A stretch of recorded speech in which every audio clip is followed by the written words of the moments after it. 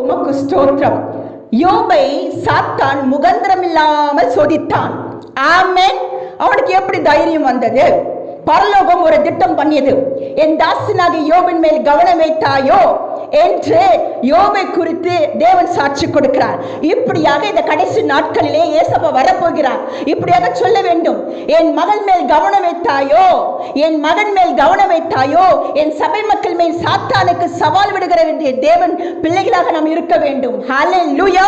பாருங்க, யோபு சொல்லுகிறார் 10ஆம் அதிகாரம் 7 யோபு 10:7, நான் துன்மார்க்கன் அல்ல என்பது உமக்கு தெரியும் ஆண்டவரே.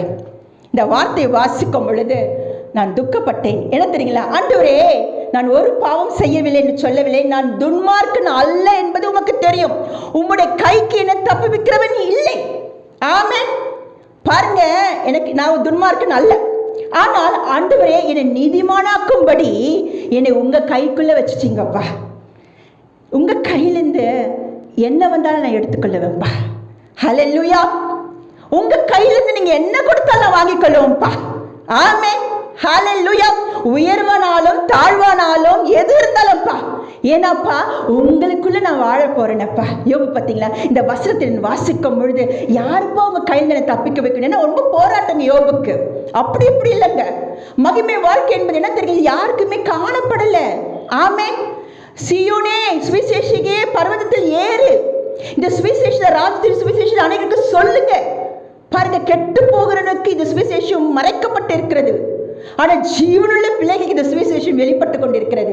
அதனால யோபுக்கு ஒரு கிருபையான வார்த்தை தெரியுமா? அப்பா, நான் துன்மார்க்கன் அல்லப்பா, உம்மை வெறுக்கிறவன் அல்ல அப்பா, உங்க முகத்தை பார்க்கிறவன். ஒவ்வொரு நாளும் நான் தூஷிக்கப்படக்கூடாது, தூஷிக்க என் பிள்ளை நல்லா இருக்கும், என் பிள்ளை நல்லா போராடினவன் நான்.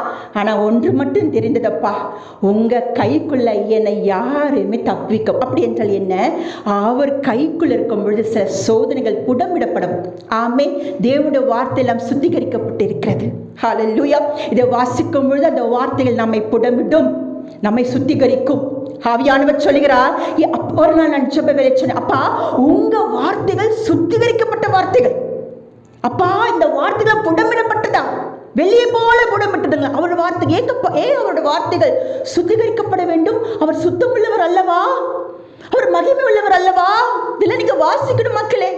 இந்த மகிமையின் சுவிசேஷத்தை நீங்க வாசிக்கணும். நான் ரட்சிக்கப்பட்டேன், பாவத்தை ஞானஸ்நானம் பெற்றுக்கொண்டேன், சபைக்கு செல்கிறேன் மாத்திரம் அல்ல, நீங்க வேதத்தை வாசிக்கணும். அப்பா உங்க வார்த்தை எப்பா சுத்திகரிக்கப்பட்டது? அவர் சொல்கிறார், என் மகளே, உனக்கும் இந்த வார்த்தையை கொடுக்கும்போது ஒரு கம்ப்ளீட்டான ஒரு வார்த்தை. என்னோட வார்த்தைகள் எல்லாம் பூர்ணமான வார்த்தைகள். சாத்தான் திருடி கொண்டு போக கூடாது.